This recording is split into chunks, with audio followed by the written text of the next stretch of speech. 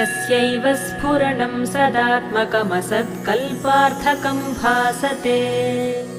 साक्षात् तत्त्वमसीति वेदवचसा यो बोधयत्याश्रितान् यत् साक्षात्करणाद् भवेन्न पुनरावृत्तिर्भवाम्भोनिधौ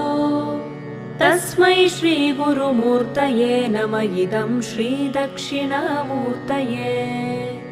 तस्मै श्रीगुरुमूर्तये नम इदं श्रीदक्षिणामूर्तये